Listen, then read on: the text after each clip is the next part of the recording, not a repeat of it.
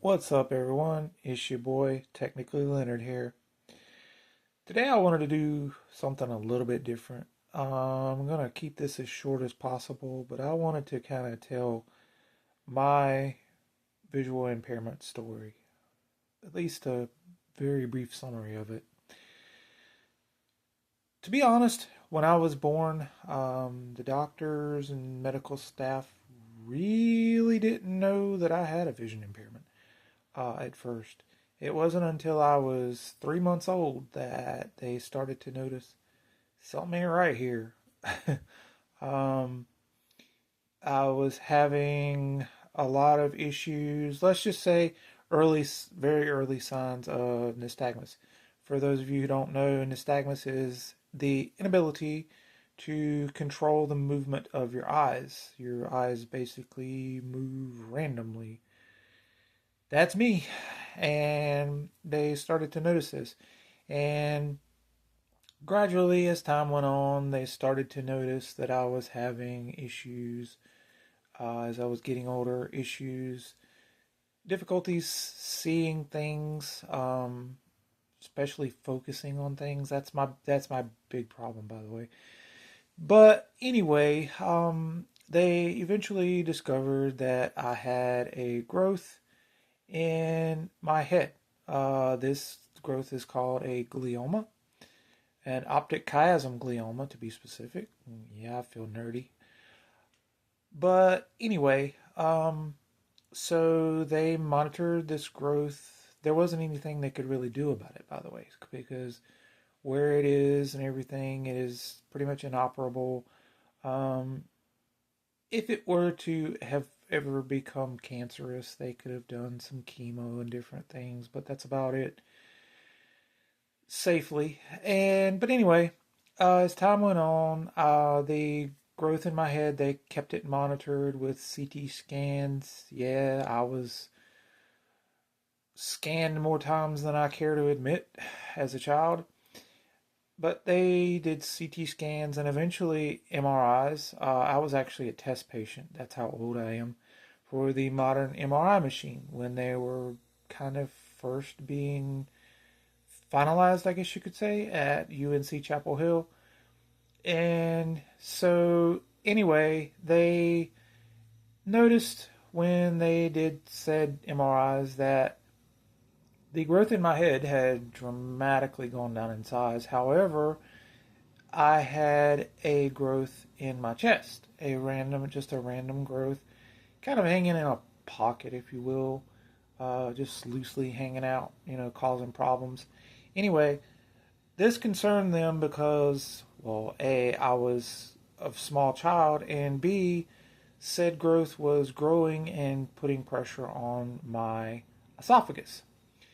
And this was causing some difficulties breathing and also causing me to have more infections and stuff than usual because of said breathing issues. They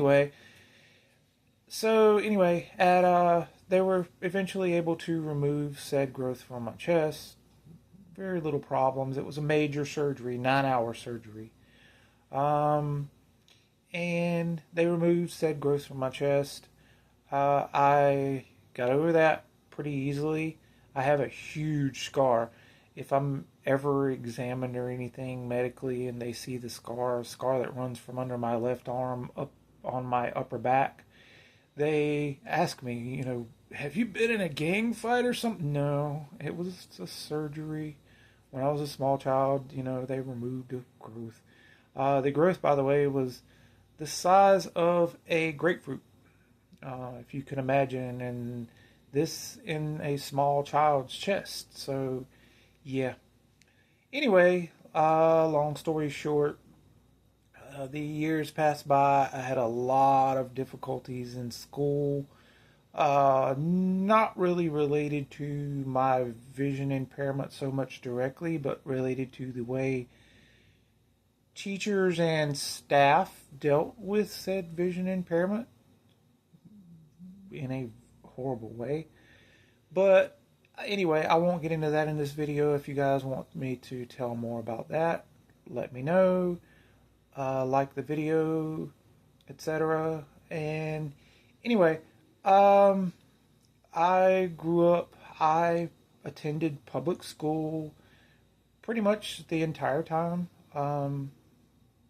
And that was, like I said, a whole experience unto its own.